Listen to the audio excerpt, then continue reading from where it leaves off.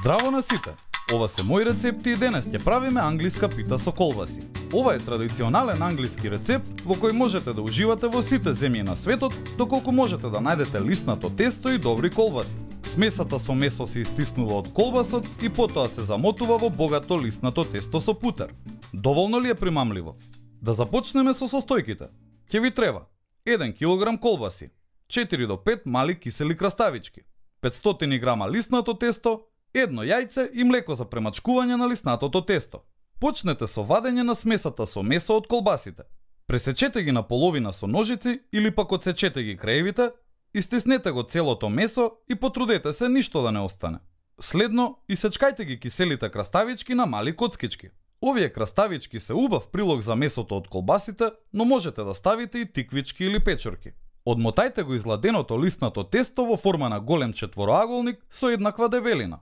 Од време на време ставајте брашно на површината на масата и на лиснатото тесто за да не дојде до лепење. Време е да ја направиме питата. Земете го месото од колбасите и од него направете една ролна која ќе ја ставите точно долж средината од лиснатото тесто.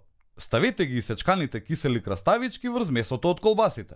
Следно, со четка намачкајте го лиснатото тесто околу месото со смесата од јајце и млеко за тоа полесно да се залепи. А сега и деликатниот дел.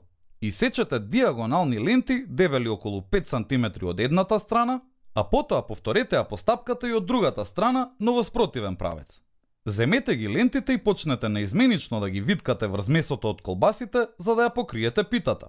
Кога ќе завршите, одсечете го вишокот тесто од краевите.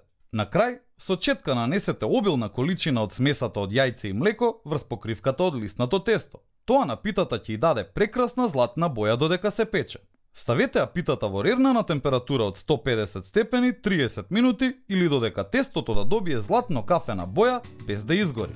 Извадете ја питата од рерна и оставете ја да одстои неколку минути, а потоа исечете ја и сервирајте ја топла на чинија. Вкусот на овој рецепт можете да го менувате со изборот на колбаси кои ги користите.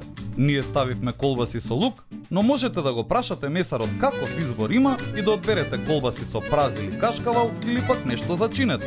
И не заборавај, на сите ни е потребна идеја во кујната.